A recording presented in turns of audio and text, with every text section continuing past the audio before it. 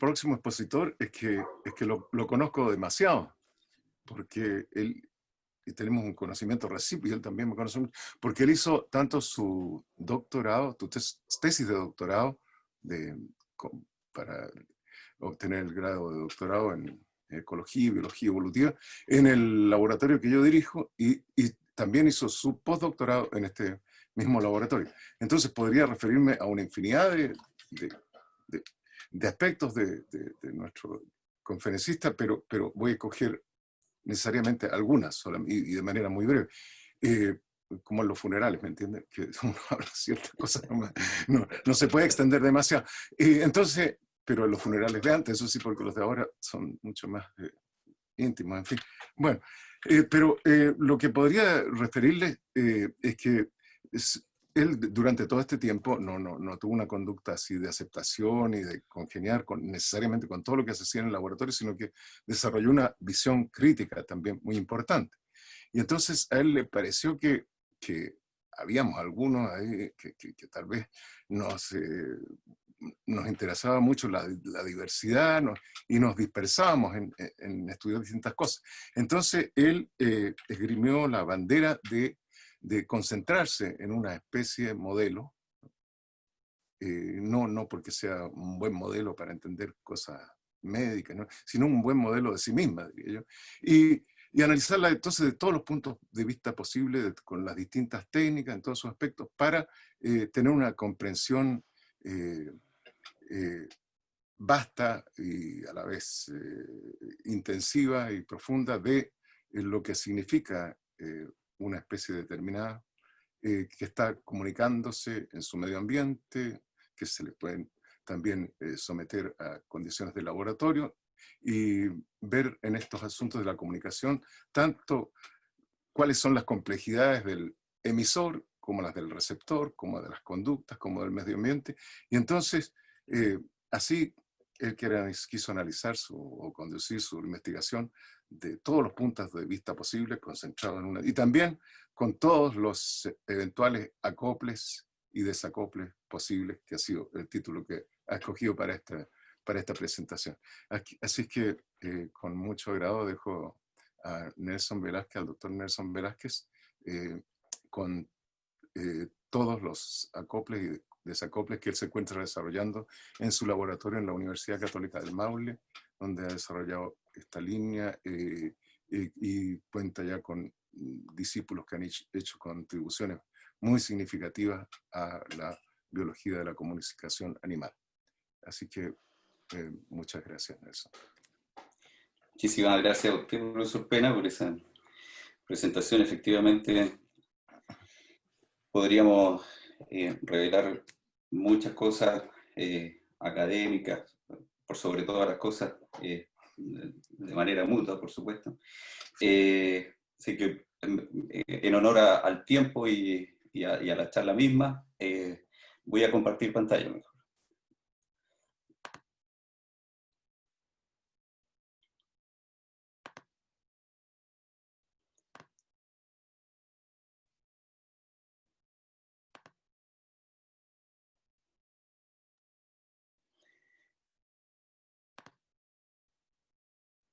¿Se está viendo bien?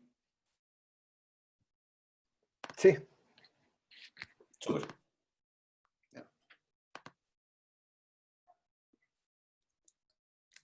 Perfecto. Entonces, como decía el profesor Mario Pena, esta charla lleva por título Acoples y desacoples en la bioacústica, pero bueno, como primera cosa quiero contarles una historia, y esa historia, por supuesto, comienza con los animales y con la interacción con su medio y otros participantes. Entonces quiero dejarlos con estos pequeños videos.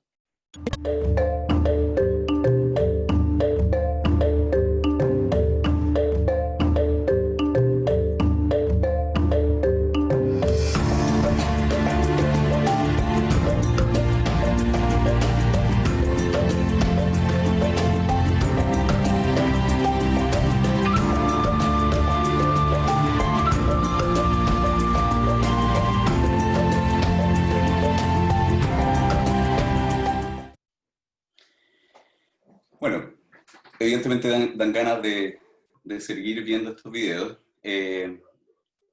Y bueno, estos videos presentan distintas situaciones de distintos animales, de animales muy distintos.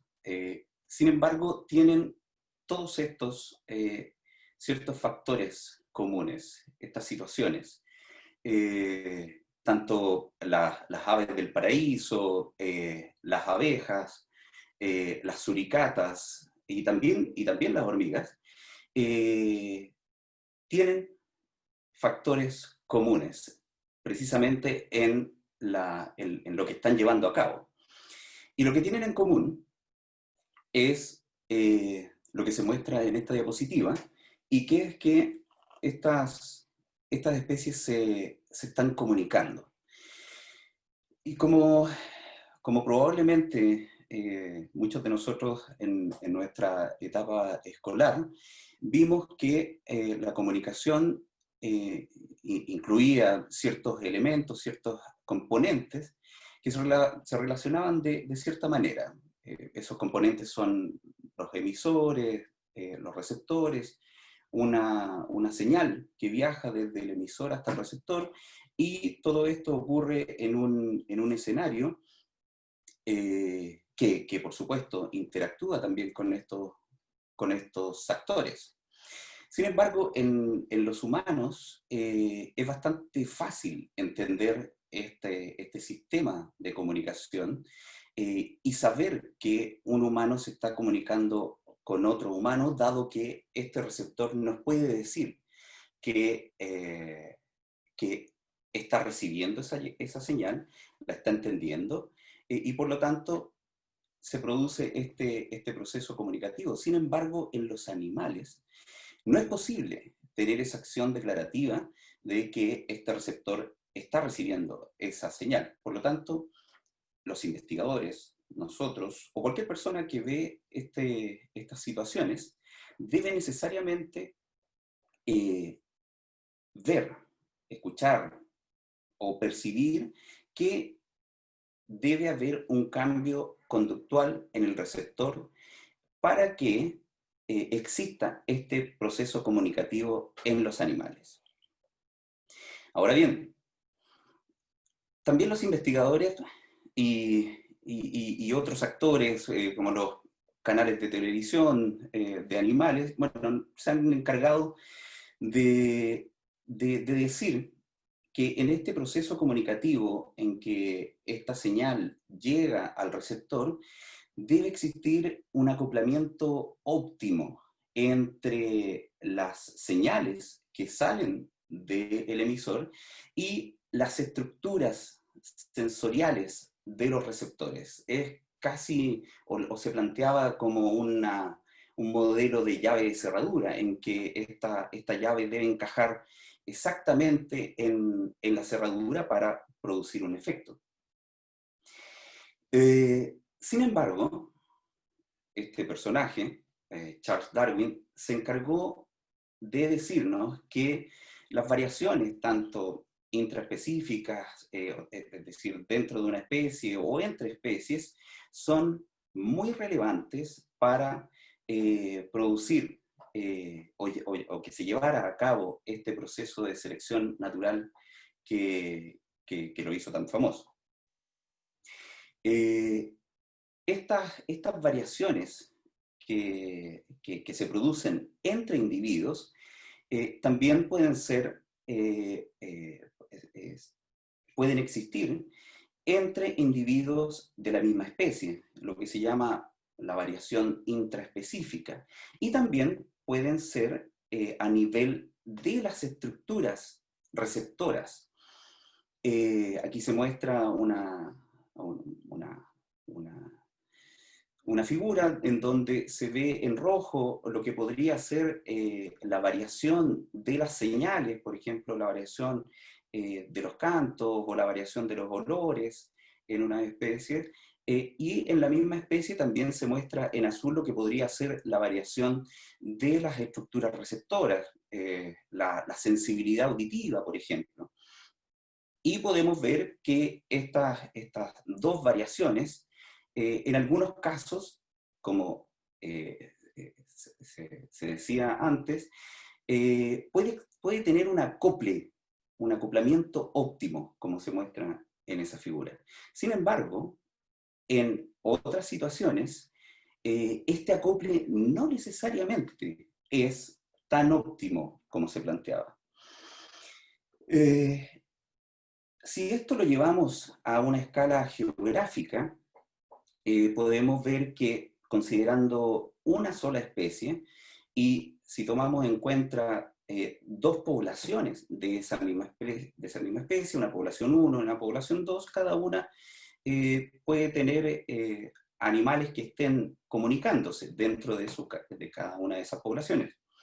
Y su emisor puede estimular de manera óptima, si se quiere, a su propio receptor, lo mismo en la otra población. Sin embargo, es posible que la señal emitida en una población no sea tan óptima para estimular al receptor de la otra población y viceversa. Si esto se deja correr y se deja el tiempo hacer lo suyo, puede que se produzcan divergencias evolutivas que en último término puedan llevar a especiación.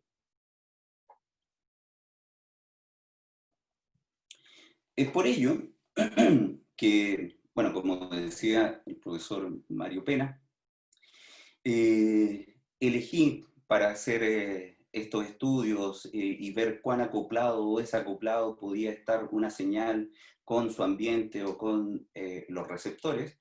Elegimos al sapito de 4 ojos, Pleurodema tabul, para llevar a cabo estos estudios. ¿Por qué? Porque esta especie tiene una gran distribución a lo largo de gran parte de Chile, pasando desde el desierto más absoluto a zonas más templadas, mucho más lluviosas, etcétera, todo lo que conocemos.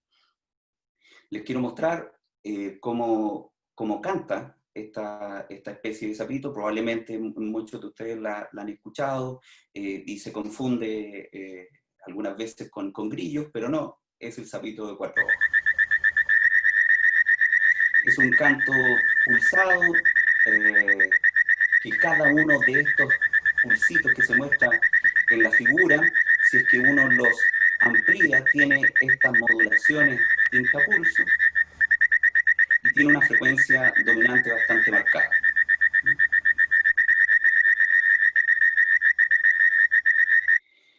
Esta especie canta en la noche, flotando en el agua, como se ve ahí en el video, con su saco vocal inflado. Y se había visto que era una especie bastante particular, dado que el profesor Mario Pena en el año 1997 y sus colaboradores descubrieron que esta especie tenía un acoplamiento maravilloso entre la señal, el canto, y también la sensibilidad auditiva, medido como las respuestas de las neuronas, en respuesta, valga la redundancia, a la tasa de pulso de sus cantos. Esto se ve que es óptimo porque tiene esta estructura en B invertida, en que hay un valor en que muestra una mayor respuesta neural. Después, casi 10 años más tarde, vimos que también esta misma especie tenía una correspondencia exquisita entre los umbrales de respuesta conductuales y también sus umbrales de respuesta auditiva.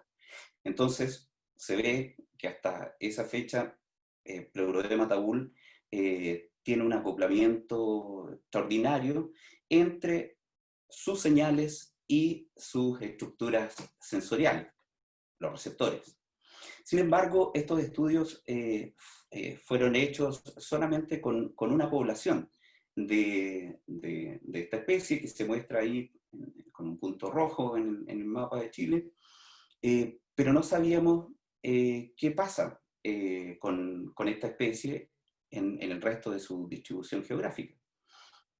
Por eso es que nos propusimos describir el canto y la variación de su canto de advertencia. Por eso fuimos a grabar a poblaciones del norte, del centro y del sur, y grabamos sus cantos, medimos distintas cosas en estos distintos cantos, la duración de cada uno de esos pulsos, la duración total del canto, cuán abajo llegaba esta modulación dentro de los pulsos, la frecuencia dominante, etc. Una cantidad bastante grande de parámetros acústicos en cada uno de los cantos, en cada una de las poblaciones.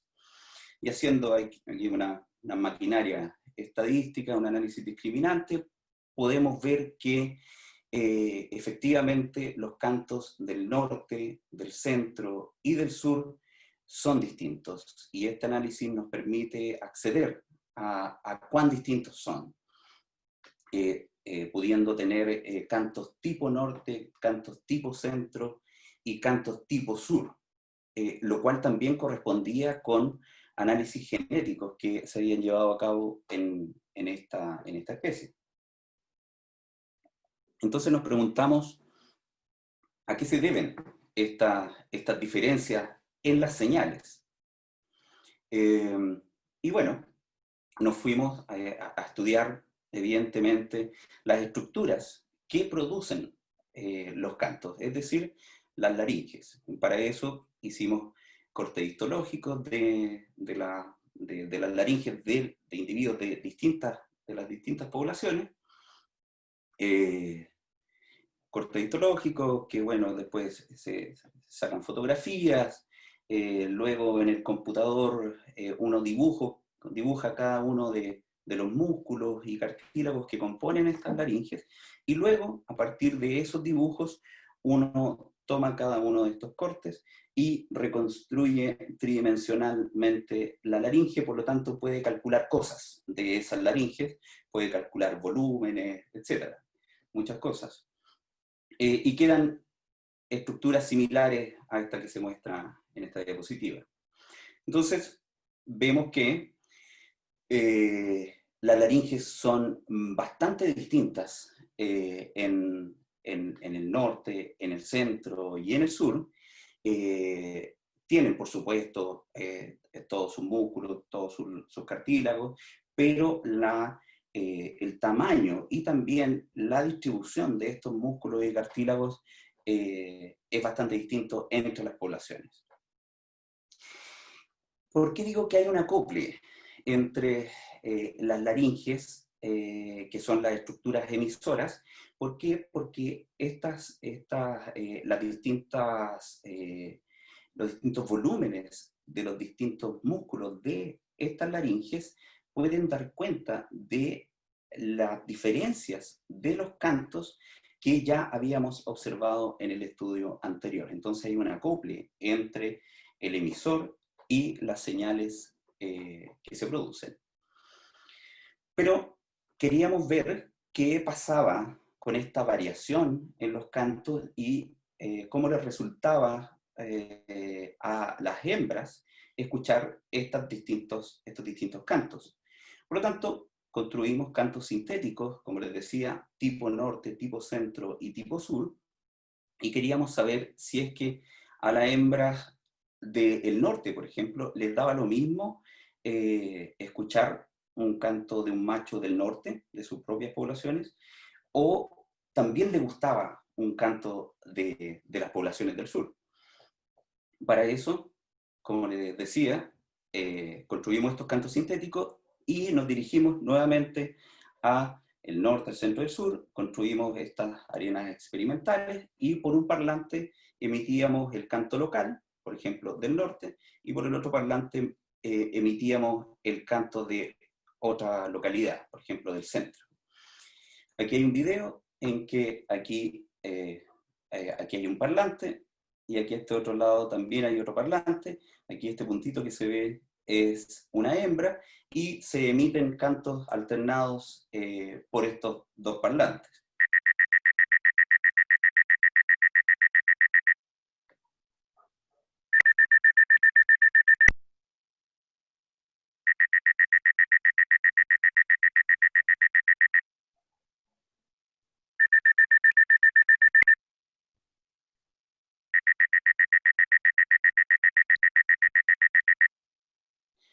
ahí se ve que la hembra se dirige hacia uno de los dos parlantes que estábamos probando en este video. Sin embargo, las elecciones con distintas hembras y en las distintas poblaciones no dieron resultados tan decidores. Aquí se muestran lo que se llaman histogramas circulares, que muestran básicamente cuántas hembras se van hacia un parlante y cuántas hembras se van hacia otro parlante, y también hay una flechita roja que es importante, que después se los voy a explicar. Y se ve que tanto en el norte, en el centro y en el sur, se van hacia un parlante o hacia otro parlante casi indistintamente, ¿ya? No hay una elección clara. Aquí se puede ver más claramente en que hay distintos números de individuos, de hembras que se van hacia un parlante y un número bastante similar que se van hacia el otro parlante. Sin embargo, esta flecha roja indica el vector resultante de todos los ángulos que eligieron las hembras e indica hacia un lado. Uno podría decir, bueno, entonces uno debiera decir que ese experimento da como resultado hacia la izquierda. Pero como los vectores tienen dos valores importantes, uno que es la dirección, pero además la magnitud o la distancia de ese vector, esta distancia es muy corta como para considerar que esa dirección es una dirección consistente. Por lo tanto, podemos concluir que hay un desacople entre las señales que están recibiendo y las conductas que se producen en las hembras. Además, quisimos ver qué pasaba con los machos. Si ya probamos cómo respondían las hembras, queríamos ver cómo también respondían los machos. Para eso también utilizamos estos mismos cantos que sintetizamos y nuevamente nos fuimos hacia el norte, hacia el centro y hacia el sur e hicimos lo que se llaman experimentos de playback, en donde ubicamos a un macho cantando en terreno, ponemos un parlante, un micrófono y lo estimulamos con estos distintos cantos. Entonces, por ejemplo, a los machos del norte les emitimos el canto del norte, del centro y del sur y veíamos cómo respondían. Lo mismo lo hicimos también en el centro y en el sur. Entonces vemos que en los machos del norte, a sus propios cantos, como se ve en este gráfico, responden muchísimo. Lo mismo que a los cantos del centro. Sin embargo, cuando le emitíamos el canto del sur, bajaban muchísimo su respuesta vocal. Algo muy similar ocurría en los machos del centro, en que frente a su propio canto respondían mucho, al canto del norte también respondían mucho y al canto del sur respondían muy poco. Sin embargo, en la población del sur ocurrió completamente lo contrario. Estos machos respondieron muy poco a sus propios cantos, pero respondieron mucho más a los cantos del centro y del sur. Esto también indica que hay un desacople, o por lo menos un acople parcial, entre la señal y la conducta que estudiamos en los machos. Pero también queríamos estudiar cómo estas señales se acoplaban o se desacoplaban en su interacción con el medio ambiente. Y para eso también ya ahora aumentamos el número de poblaciones a lo largo de Chile y hicimos lo que se llaman experimentos de propagación. Estos experimentos de propagación consisten en que uno toma un parlante, lo pone en el terreno donde se comunican este sapito de cuatro ojos y emite los distintos cantos. nosotros emitimos cantos de 7 poblaciones que representaban los cantos de 7 poblaciones a lo largo de su distribución geográfica. Y por este parlante emitíamos estos cantos y luego lo grabábamos por micrófonos que eran ubicados a distintas distancias a partir de esta fuente sonora.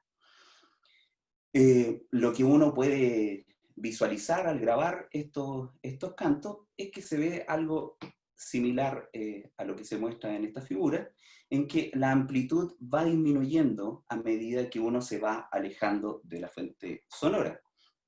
Y si uno quisiera graficar estos datos, se vería algo similar a este gráfico, en que la amplitud de estos cantos va disminuyendo con la distancia. Sin embargo, esto se cumple a cabalidad si es que uno estuviese en un ambiente ideal, sin ruido, sin perturbaciones. Sin embargo, en el terreno hay viento o hay ramas, pastos, etcétera, que impiden que las señales se propaguen de manera óptima. O también incluso pueden aumentar la amplitud en algunos casos de las señales. Entonces puede ocurrir que se atenúen más o que se atenúen menos de lo ideal. Y pudimos ver que en todas estas poblaciones, como les mencionaba, repetimos estos experimentos, hicimos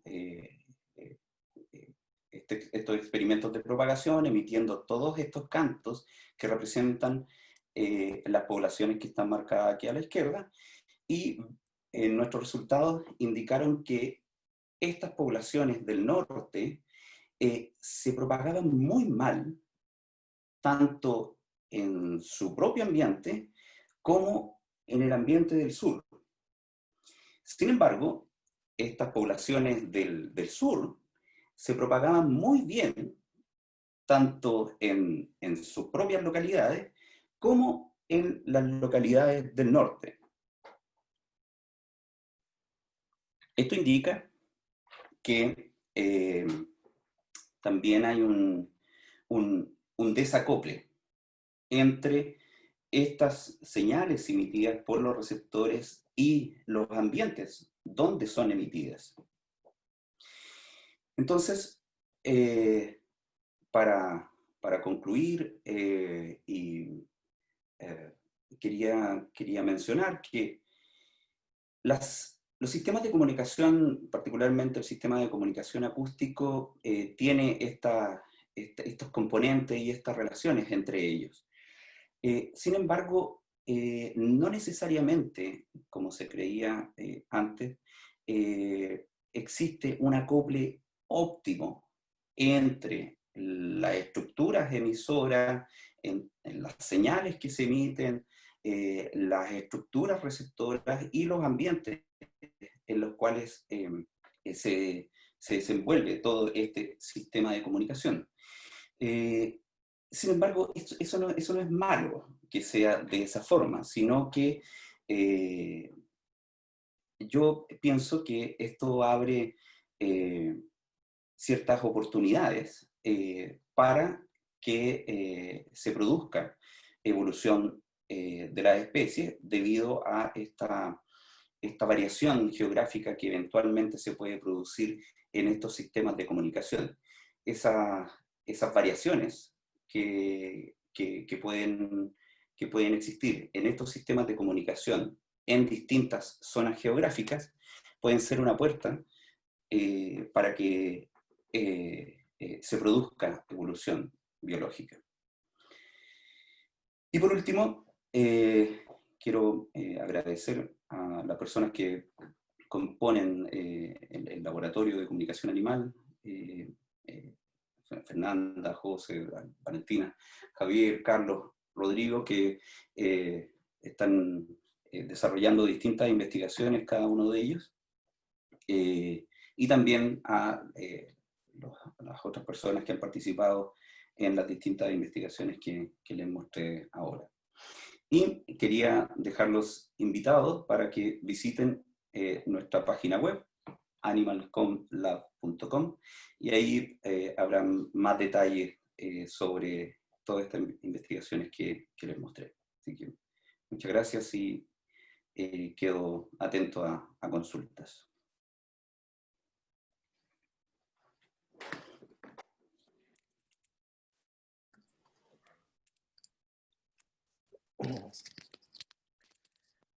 Gracias, Nelson. Aquí hay una consulta de Fernando González. Dice, ¿tal desacople tiene alguna relación con la edad de los individuos? Hay súper poco en cuanto a la variación ontogenética que tienen las señales. Sé que por lo menos en Chile se ha estudiado, o por lo menos se ha visto o se ha escuchado cantar en distintas etapas ontogenéticas a la rana chilena. Pero no he visto estudios que hayan sistematizado esta relación entre si es que es más óptimo en la etapa adulta que en las etapas juveniles. Claro, uno podría pensar este sistema se va ajustando a medida que se va avanzando en la ontogenia, pero no he visto que se haya desarrollado una investigación así. Hugo tiene una consulta. Hugo. Gracias, Felipe. Nelson, muchas gracias Hola. por tu presentación. Oye, genial, otro mundo el tema este de la acople y desacople. Me quedó una pregunta, en realidad tengo dos preguntas que me gustaría saber si tienen respuesta.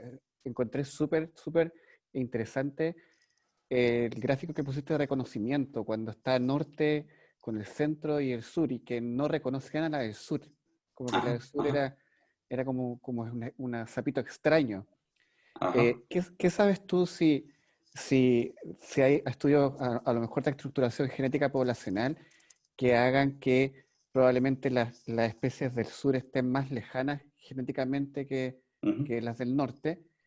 Y asociado a esa misma pregunta, no sé si a lo mejor es una respuesta al comportamiento de los sapitos, pero si llegara a ser esta más lejana, significa que si está cantando una especie que no la reconocen, ellas no sé, por seguridad, no le respondan como por defensa, por alguna cosa así.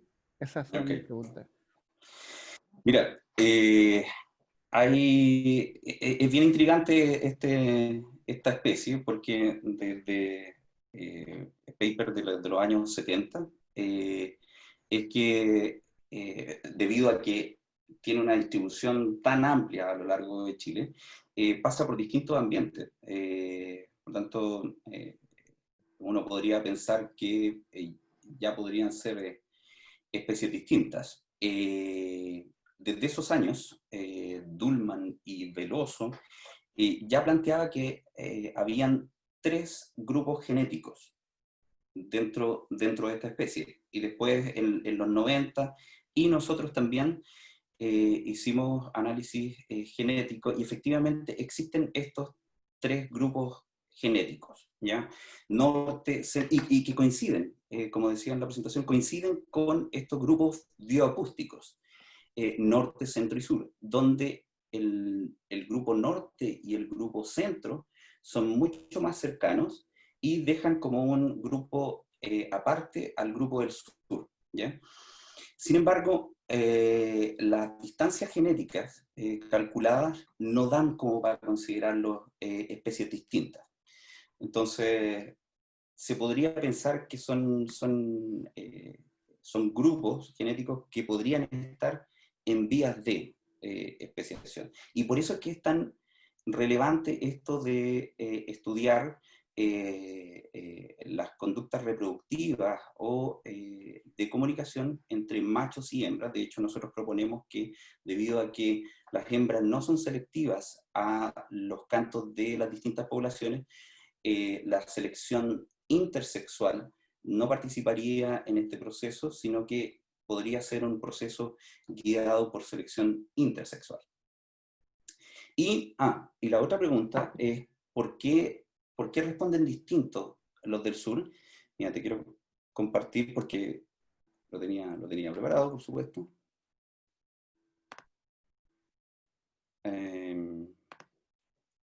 ¿Ahí se ve? Sí, se ve bien. Ya.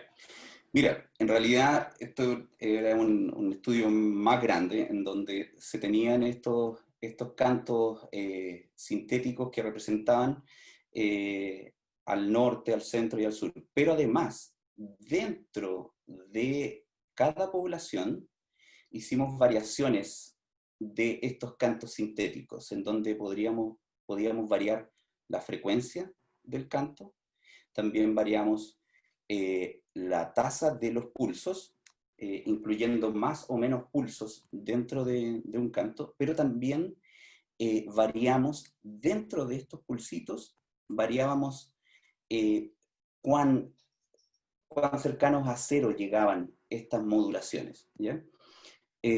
¿Por qué variamos estos parámetros? Porque habíamos visto que precisamente esos eran los parámetros que más variaban entre las poblaciones. Y vimos que, bueno, esta es la respuesta a los cantos de imitaciones de los cantos naturales, pero esta es la respuesta que hay a la variación de el número de pulsos por canto.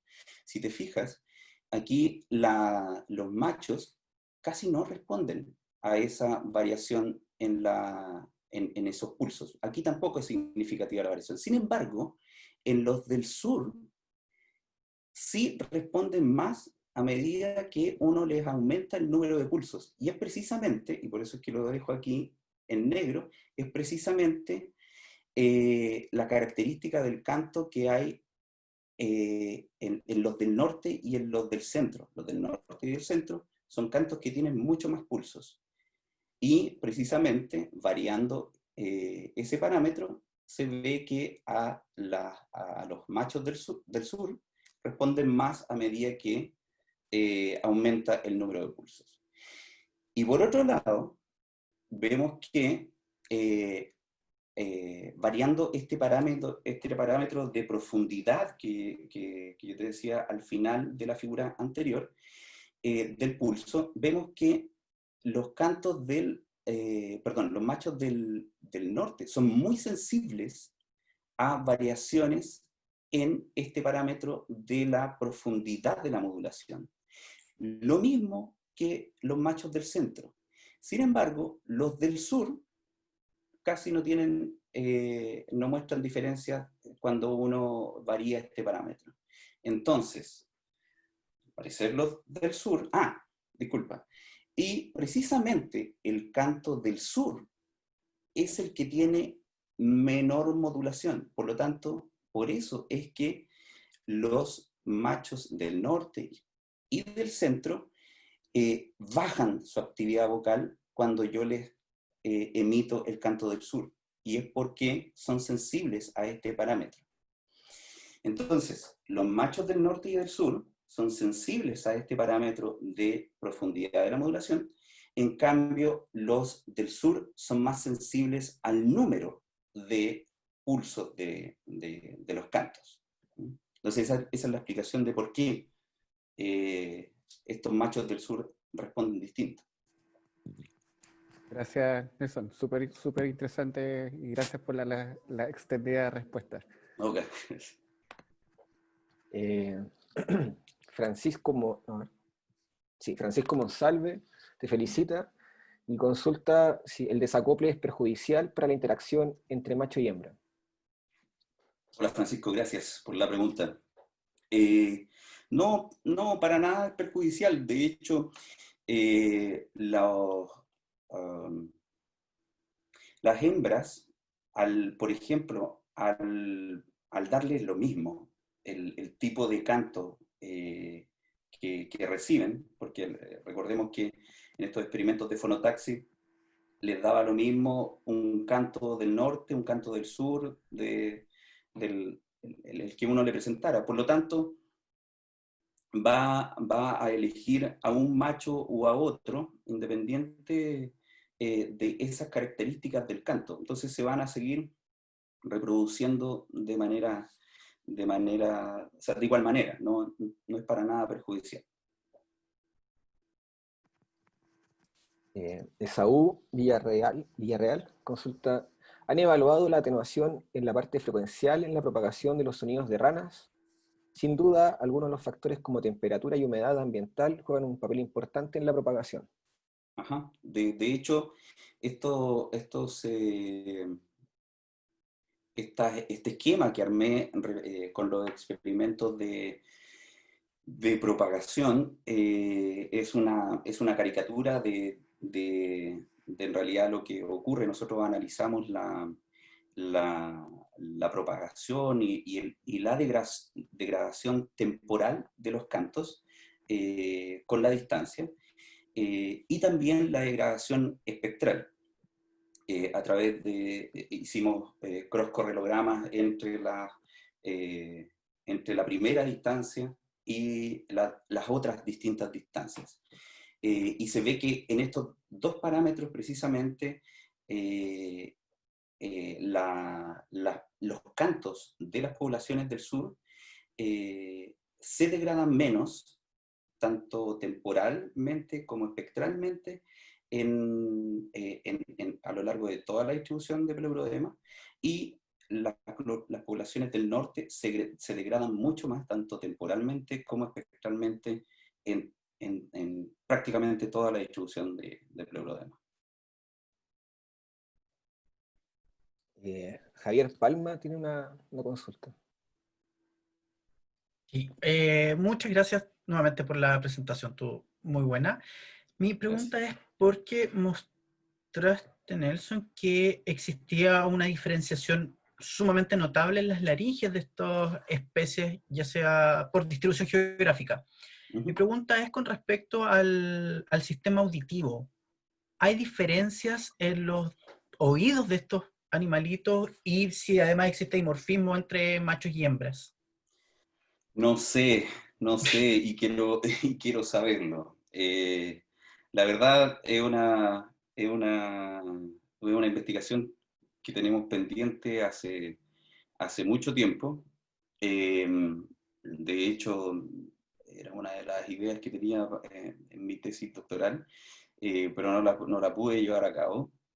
Pero la verdad, no lo sabemos todavía, tanto morfológicamente como a nivel de sensibilidades auditivas. Lo que sí hemos podido hacer, y estamos en proceso de análisis, es que hemos llevado a cabo registros electrofisiológicos con una técnica que se llama, o de una sigla ABR, que también se hacen unos exámenes auditivos en humanos con esta técnica, y nos permite ver esta sensibilidad, no en neuronas, sino que es una actividad auditiva cerebral en conjunto, y hemos podido ver,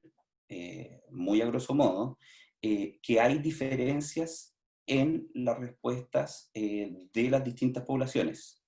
Y estos resultados preliminares nos indican que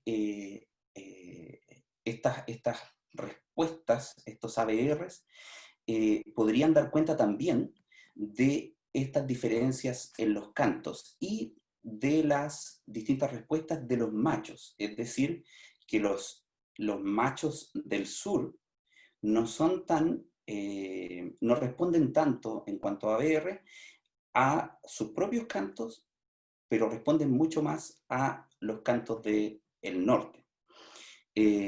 Lo cual es muy interesante porque esa técnica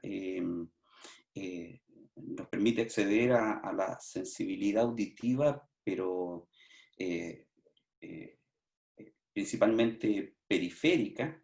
Entonces, que exista esa selectividad en la periferia auditiva es es bastante interesante.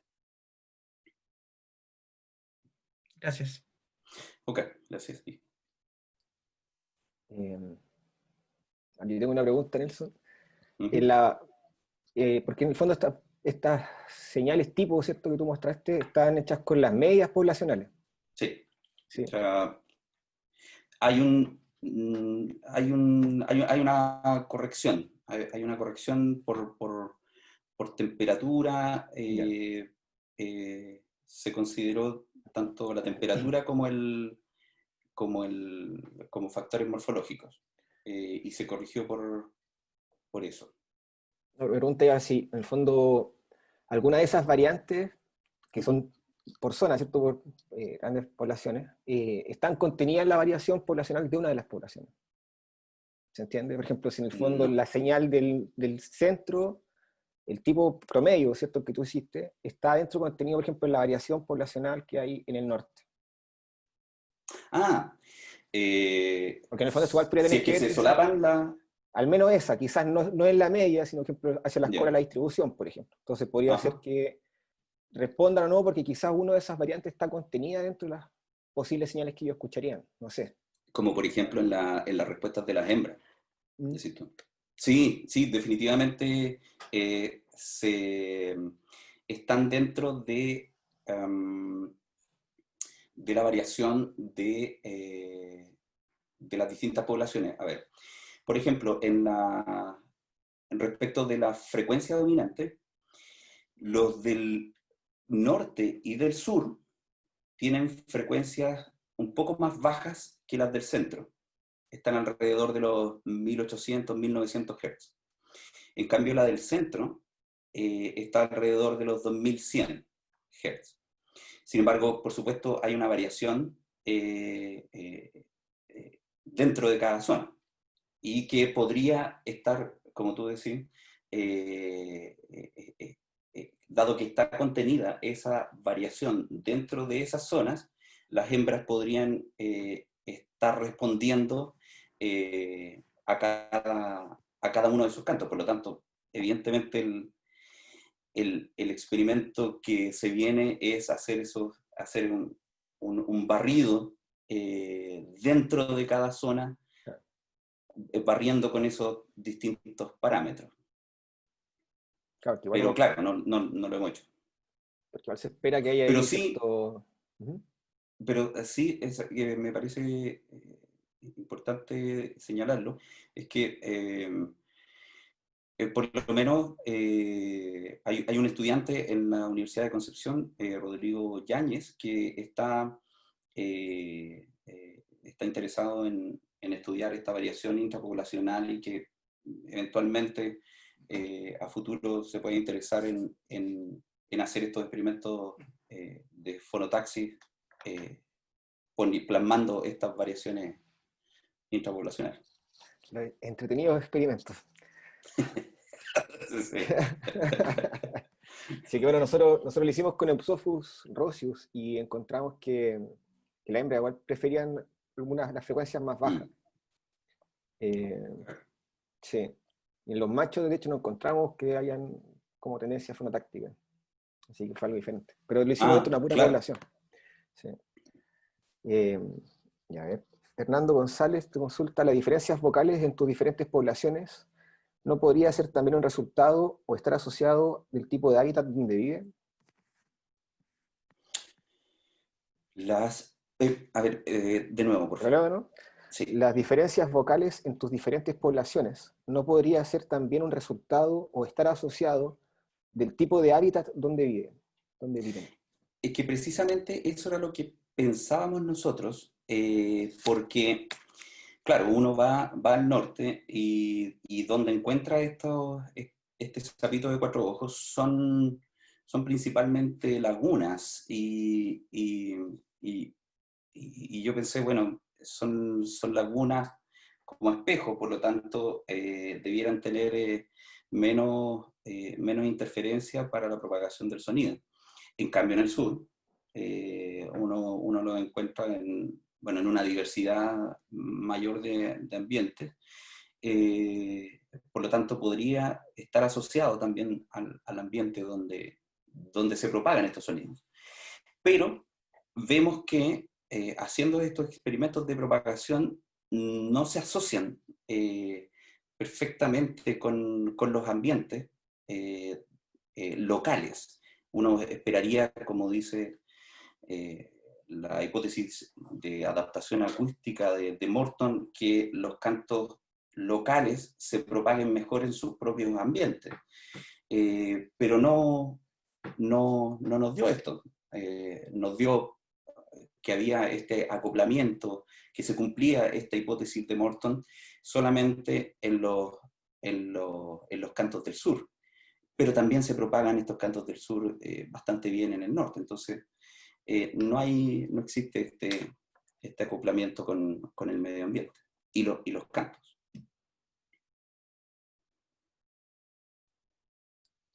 Súper. Bueno, no tengo más consultas. A lo mejor te llegó alguna a ti. Sí, me están llegando.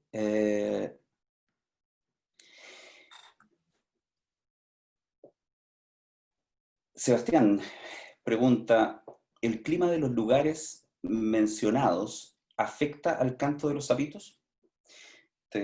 Sebastián, que tiene 12 años. Sí, pues Sebastián, efectivamente el ambiente y el clima afecta a los cantos. Particularmente se ha visto que la temperatura afecta muchísimo a los cantos y sobre todo en sus parámetros temporales, que se llama. Pero más específicamente en cuán rápido o cuán lentos son estos cantos, o cuán largos o cuán cortos son estos cantos. Se ha visto que, por ejemplo, a temperaturas más altas se emiten cantos más largos y a temperaturas más bajas se emiten cantos más cortos.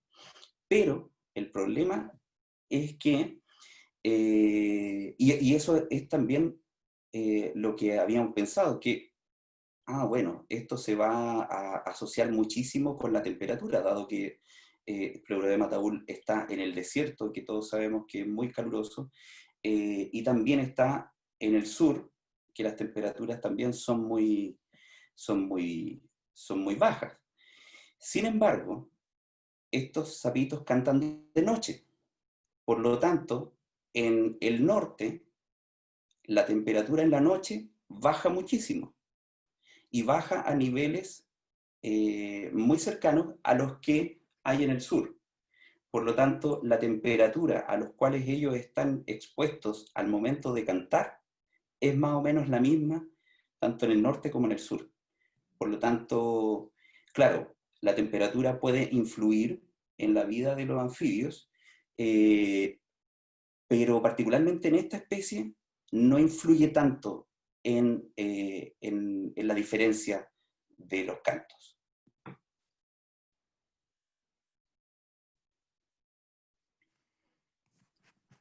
Pero el profesor Narin podría contar algo sobre el cambio climático, a lo mejor, de lo que ha estudiado.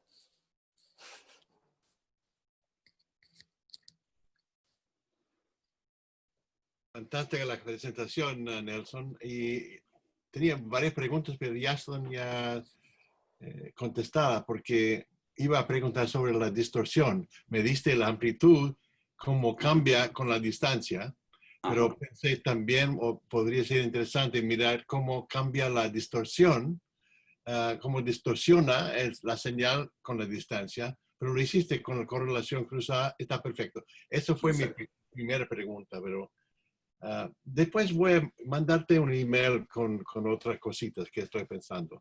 Fantástico, no fantástico. Demorar tanto acá, pero muchas gracias. Gracias, Peter.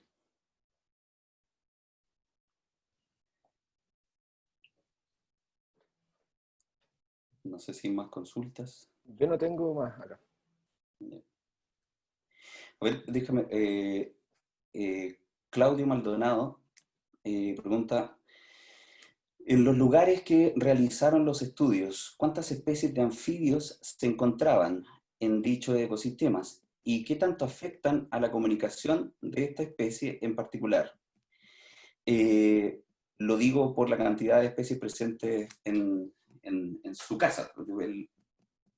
gran amigo vive en el sur de Chile, en Puerto Montt, y tiene el privilegio de vivir a orillas de una laguna, en donde cantan batraquilas, eusófus, hilorinas, y también pleurodema. Y claro, efectivamente, son una de las preguntas que nos hemos hecho, y tratamos de abordarlo, pero todavía no lo hemos analizado. Hicimos grabaciones, tanto en el norte, en el centro y en el sur, con estos grabadores automáticos, en que uno puede grabar muchísimas horas y días, también meses, dejar grabando en estos distintos ambientes, y uno puede ver si es que las distintas especies que conviven con pleurodema se pueden sobrelapar, tanto temporalmente en sus cantos, como espectralmente, es decir, en sus frecuencias. Todavía no hemos podido analizar esas grabaciones, pero simplemente de escuchar en los distintos ambientes, en el norte convive con menos especies, definitivamente, que en el sur. En el norte, en las localidades más extremas de su distribución, prácticamente está sola, convive con otras especies de sapos, pero que estos sapos no cantan regularmente, como las rinelas. En cambio, en el sur, en el centro y en el sur, convive con muchas más especies, con la rana chilena, y con todas estas especies que nombré anteriormente. Podría influenciar esta mayor diversidad de anfibios que hay en el sur en esta diferenciación que tiene esta población del sur.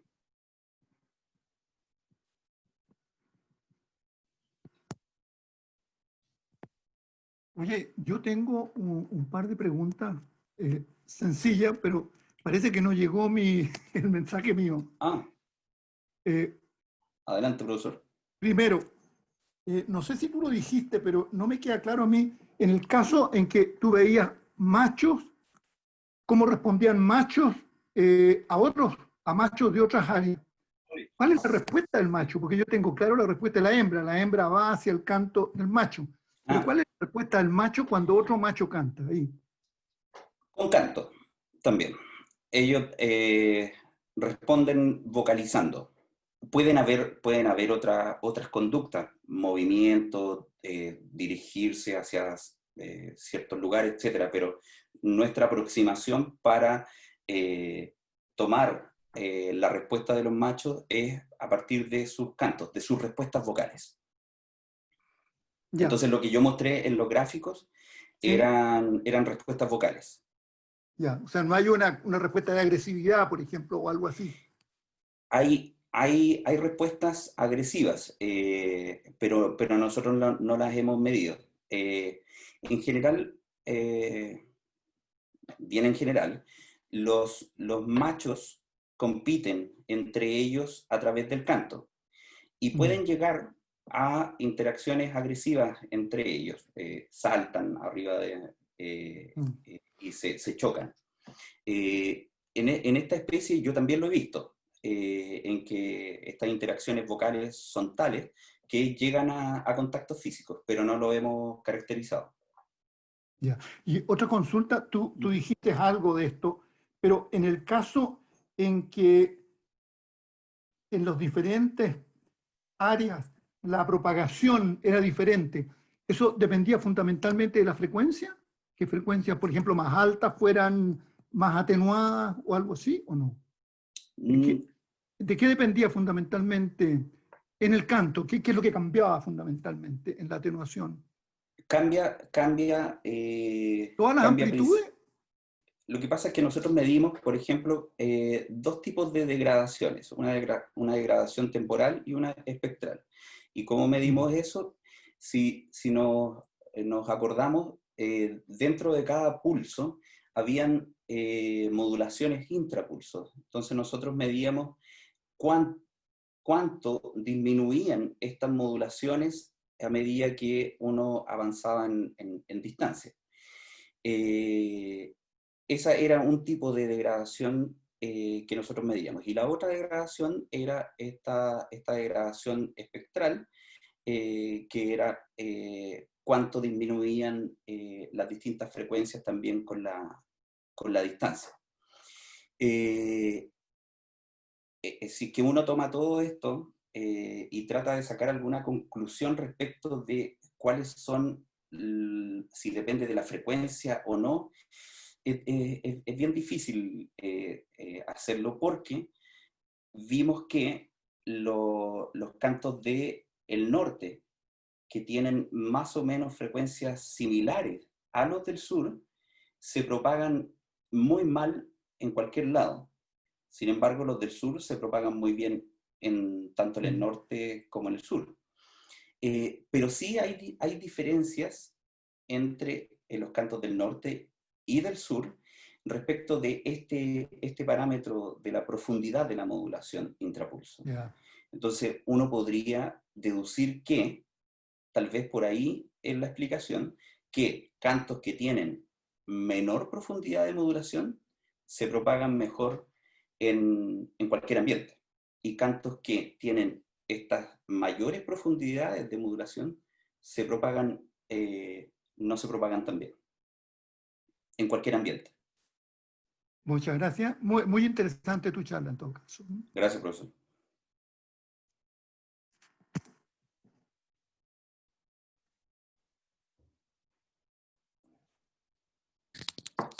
Ahí no tengo más preguntas. Sí, yo tampoco por acá. Bueno, muchas gracias, Nelson. El profesor Pena nos va a despedir entonces. Gracias a todos. Gracias, Nelson. Muy bien. Los Gracias, despido. Bien, hemos tenido una sesión de contrastes, ¿no?, entre la diversidad de los zumbidos de las abejas y el desconocimiento y la invitación a conocer esta especie en particular, y la atención focalizada a una especie en múltiples de los aspectos de su comunicación, una especie de anfibio. Y ahora entonces termina con esto esta sesión, y la próxima nos vamos a trasladar a focalizar nuestra atención a una zona que necesita de toda nuestra atención en este momento, como es la zona de la Araucanía. Entonces vamos a ver de qué manera nosotros podemos aportar a través de estas charlas bioacústicas al conocimiento de esta zona que requiere nuestra contemporánea atención. Tendremos una conferencia primero de Daniel Opaso acerca de los nombres de las aves del bosque, cómo son consideradas en el Mapudungún, cuáles son las onomatopeyas que se usan en este lenguaje. Así que va a ser un conocimiento que nos es un tanto ajeno a nosotros los biólogos, pero tendremos esta contribución muy significativa. Y también tendremos a quien ha fundado un museo de bioacústica y una colección en la zona de la Araucanía, específicamente en la zona de Contulmo, que es Francisco Rivas. Así es que, y él nos mostrará la diversidad de las vocalizaciones principalmente de aves de la zona y probablemente de algunos otros animales que van a ser de nuestro interés. Así que tendremos esta sesión dedicada a esta región y que esperamos que sea del interés de todos los asistentes. Así que muchas gracias. Podemos despedirnos tal vez, si no hay más que agregar. Muchísimas gracias, reitero, a todos los asistentes, a los amigos distantes, especialmente está mi amigo Raúl Saavedra por ahí también, que está, en fin, cariños y saludos. Saludos, Okay. muchas gracias.